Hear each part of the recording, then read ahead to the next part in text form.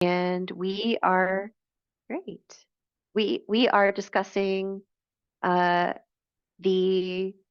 sermon that we just watched. We apologize about our technical difficulties. We worked through our inner blocks to worthiness, and here we are. So, just to introduce myself, I'm Lisi.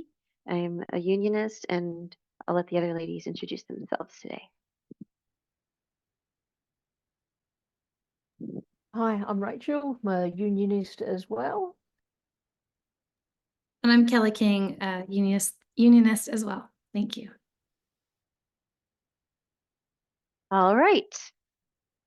So we are going to be talking about today's sermon by Gabriel Wyatt. It was such a good sermon.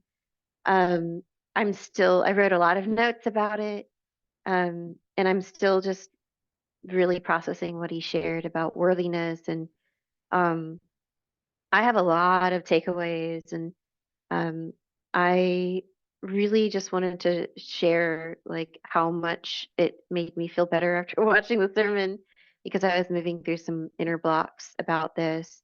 And we just, I guess we can talk about our takeaways one at a time. I think, Kelly, I think we might need to do a gallery view if you're able to do that. Yeah, I just switched it. Okay, awesome. So we should be Thank all you, set. thank you, Thank you so okay. much for that. Thank you. Thank you. And thank you again. Like we had some technical difficulties, and we were very peaceful and grounded as we worked through them, and really practiced the spiritual qualities that we learn at Twin Flame Ascension School and in the Church of Union, of like really choosing love and choosing to love completely.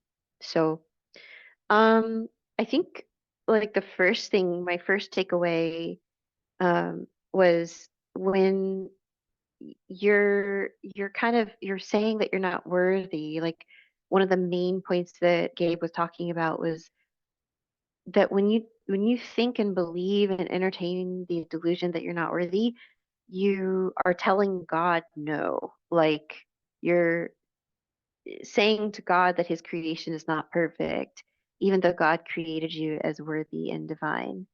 So that was, something I had heard before, but like it's so true. And this unworthiness can kind of like creep up in your mind, and you don't know that you're entertaining it until you start feeling and experiencing that around you. Yeah, I'm just curious what either of you felt was your biggest takeaway through the sermon too.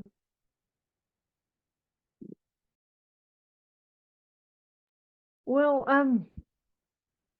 certainly, if you're telling God no because you believe you're unworthy, I mean, it is a form of arrogance because, as you said, you're telling him that his creation is not perfect. And do you know better than God as to the worthiness of his creation?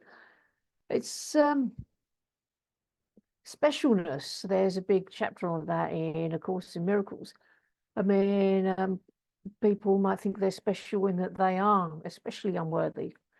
That's a form of arrogance, just like people who think they're better than everyone else, who think they're special. There's not much difference. It's like the 1% that own 99% of the wealth. They think they're special. They think they deserve it, for example. So yeah, so it works both ways. It's much more peaceful to just accept that God created you perfect and divine, and God loves you unconditionally, no matter what choices you make. Otherwise, it would be conditional. And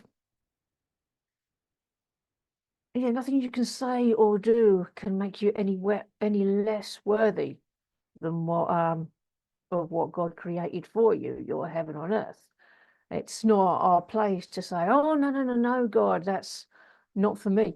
I mean, when you apply logic, as was mentioned in the sermon, the ego's logic, it appears very logical at the beginning, but once you apply real logic to it, the ego's logic falls to pieces. I was talking to somebody today who insisted that the universe didn't want them to have their good. And why? That's just the way it is. But why?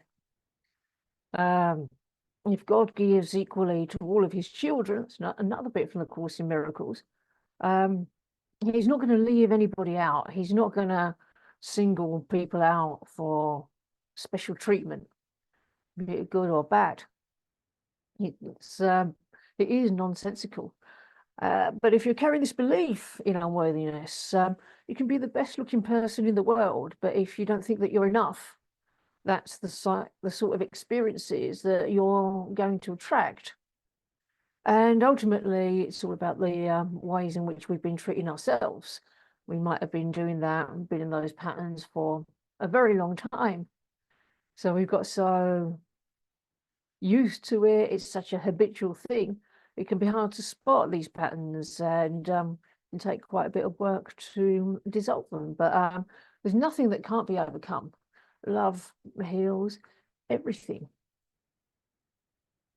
And it's about knowing that your value is intrinsic because it's God-given. You were created with it. It's not dependent on good things you do any more than it can be diminished by bad choices that you make. It's not something that you earn. You don't need to earn it. It's already yours. Likewise, you don't have to do anything to win your twin flame's heart. It was always yours.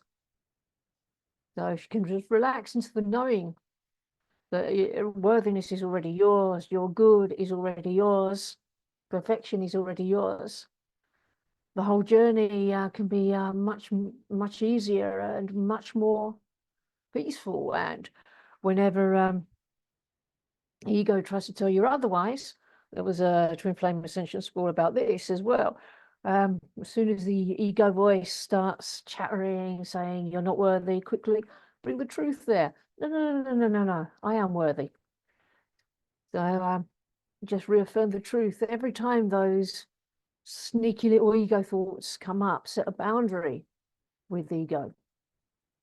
I saw a post in the group today about somebody who was couldn't understand why they were attracting so many assholes, and the twin flame said, well, maybe you need to set a boundary with your inner asshole. So so if you I saw that post too. That was a good one. So if you are attracting stuff that you don't want, you can change that. You can change your experience by going within and changing it from the inside out. You don't have to try and move the outside about to fit what you want. You can you can do it from within. Likewise, it's like even the Buddhists say, once you've pacified your own inner enemies, your outside enemies will be pacified. It's all an inside job. You have the power to change it all yourself, and being able to see yourself clearly, which is related to how you've been treating yourself. If you're not seeing yourself clearly, your twin flame can't see you clearly, and you won't be able to see your twin flame clearly either. So if there's issues there, it's like reaffirm your worthiness and divinity in this place. Because if you're seeing yourself clearly, you will be seeing your own divinity, and you'll be able to really accept that and enjoy that. Yeah, I just wanted to share. I feel like feeling worthy is different than just like saying that you're worthy or knowing that you're worthy, like really learning to integrate the feeling. And for me, like so many times, like I don't necessarily have these like negative voices that come into my head, but for me, it's energetic. So because for so long I was trying to find like these negative, my inner critic, but my inner critic is very sneaky and it tends to come more as like an energy that I have to like tune out and disassociate and separate myself from. which is that separation consciousness that we're trying to heal and align to that like loving divine person within, right? That loving soul. And so for me, that's been very challenging to feel. And so I think, I'm just now starting to heal that. And I'm having people that are not rejecting me and that are very loving. And I'm just like, I'm almost like taken aback because I've been doing this work for a long time, but I'm like, whoa, this person, like, I'm not used to people listening to me or like really wanting to know what I have to share and value. And so the work really does work, but you have to really go to those places that you don't want to feel, the places that are really hurt and really sad. And I know came up recently with someone I spoke with, that they didn't want to like go into that lower vibration. And like, you know, if you're walking around with guilt or shame or fear or doubt, those things you're still walking around with them. Even if you can't feel them, you're still walking around with them. Your vibration is where your vibration is. Going into those places is not going to lower your vibration. It's actually going to help you feel them, acknowledge them, and say, oh, this is not what God wants for me. Like, God wants me to feel loved and worthy and cherished and celebrated for like the unique gift. And I think Course in Miracles also talks about how like each person, like the world, like God is not complete without each one of us. And so if you're not working in a life purpose that's really aligned with you, you may not feel like aligned with God and aligned with yourself. And then that's going to bring up a lot of contrast. And so, but each one of us is just really a beautiful image and perfection of what God has created. So we can just relax into that and align with love. So, yeah. That was really well put, Kelly, and it's really important what you shared. I've heard that come up in the community a lot too, where people are afraid to go to these places and acknowledge the feelings, and almost kind of like in a superstitious way, like if I feel these dark feelings, I'm going to manifest the thing I don't want.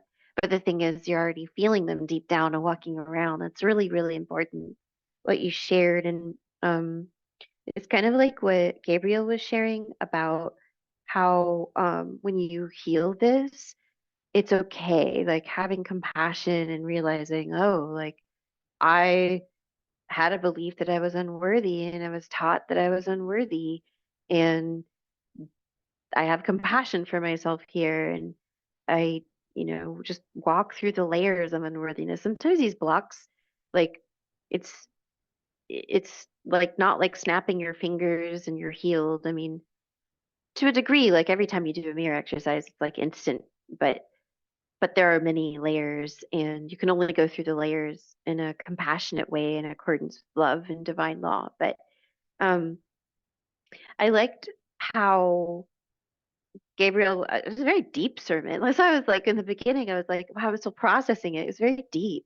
Um, he shared about how um, like God can't force you to accept your divinity. Like he gives it to you freely and you're already divine. But if you're choosing to believe that you're unworthy, like God can't force you to accept his love. And so you're going to create that reality that mirrors what you choose. And I think in my own healing journey, like there was a point when I was like, oh my gosh, like I actually have power here to shapeshift my reality. And it was a very weird feeling seeing that I was the one responsible for my reality, including the places I didn't like. Um, and it was based on a choice. So it was like I'm still kind of like coming to terms with that and making new choices. It almost feels like learning to walk in certain places for the first time, a little awkward. Some of it feels uncomfortable, I just have to say. Some of it feels uncomfortable. Um, like the process of letting go and surrendering. There's like a detox process of letting go of the delusion. But you just have compassion for yourself and keep walking through it and be gentle with yourself. And um, I also appreciated that Gabriel was sharing about um, how when you are sitting in delusional thoughts, and you're looking outside of you for your worth and your approval and your value, you're going to have constantly shifting goalposts. And I've definitely experienced that in my life because I placed a very heavy emphasis on getting validation outside of myself and approval.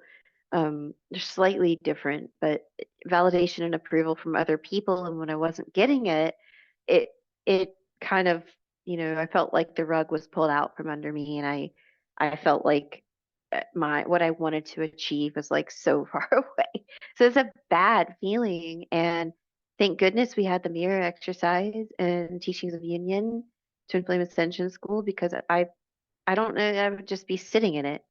Um, that's just how it is. It was just the delusion just feels so bad. But um, I also appreciated how Gabe was saying that, like I think Rachel pointed this out too.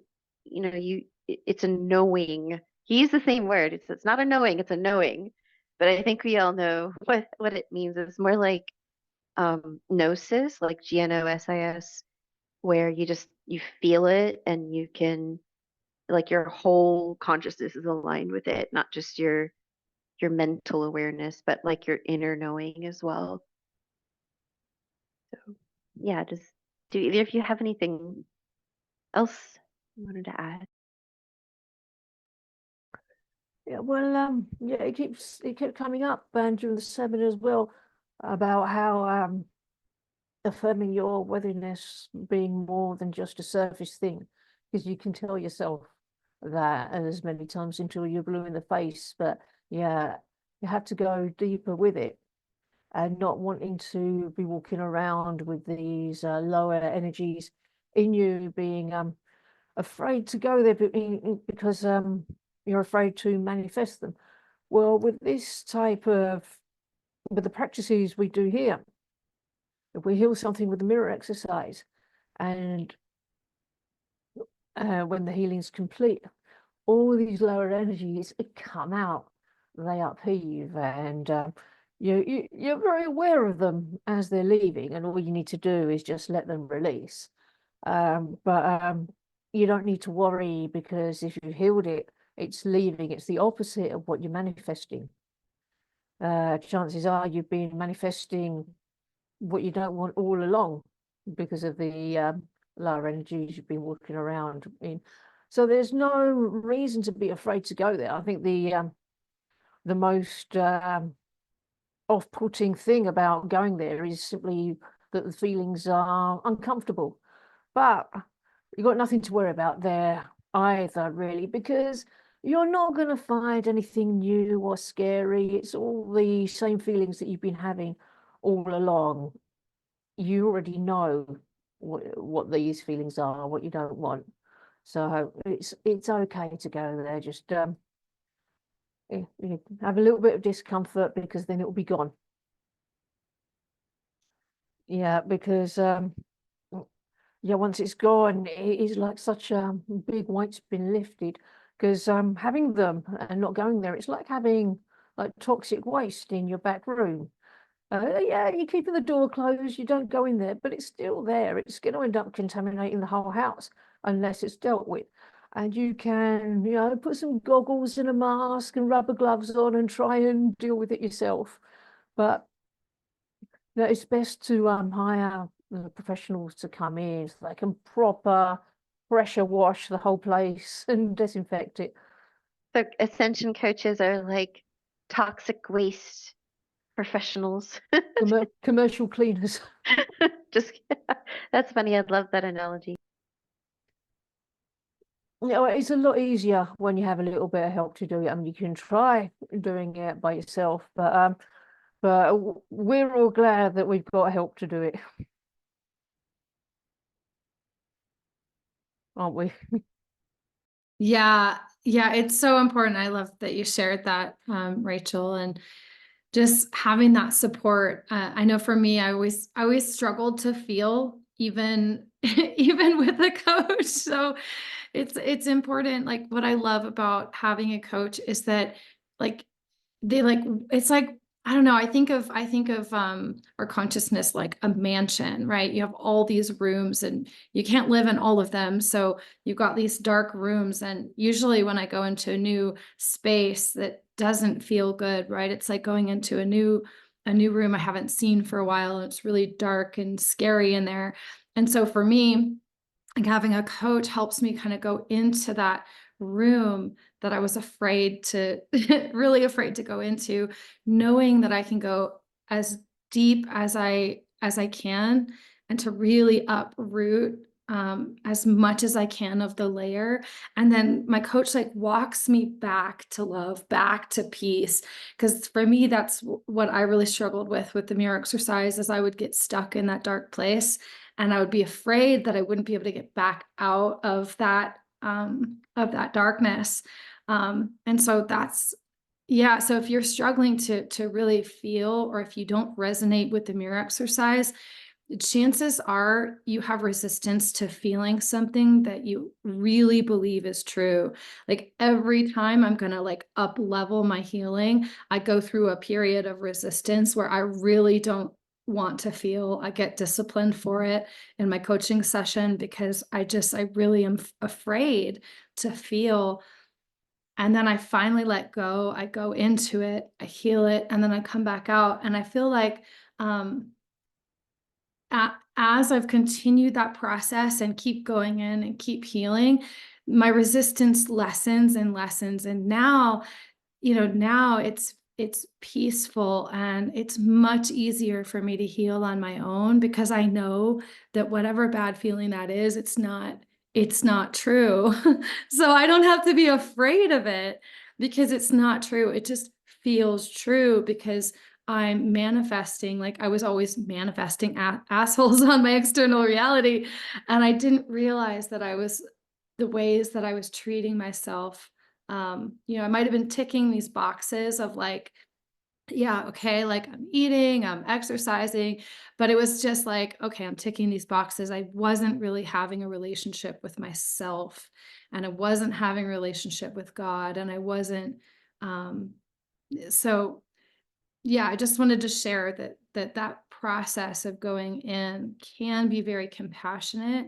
But like I could not have done this without my coaches. Like it would not, like I would not be healing as easily now as I am without a ton of support. And I think that's, yeah, so it's just critical. It's beautifully put. I feel the same way. I don't know where I would be without the support of my coaches and Twin Flame Ascension School. And I mean, I'm just so grateful. I feel I really resonate with that too. Like it's like you don't know what you don't see. You don't know what you don't know. You don't know that you're holding on to certain limiting beliefs. And I was very resistant to feeling my feelings and acknowledging, and I had a lot of denial, all those yucky things. But we have a really supportive community, and the teachings of union and really help us. And thank you. I feel we're nearing completion. Do you all feel that as well? Yeah. Okay. Well, good. Well, I just wanted to say thank you. I really enjoyed today's after church tea time. I hope that you did too, and I hope all of those who are watching um, can join us and comment, even if it's after the fact. Comment under this video, like and share it if you're watching on YouTube, and visit the unionism.org website if you really resonate with this message and you want to carry forth the message and the teachings of union to establish peace in our hearts and peace in the world. And consider tithing or donating to the Church of Union, so that we can promote this message of peace and of love.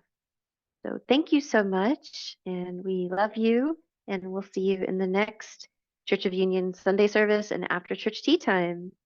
All right, bye everybody.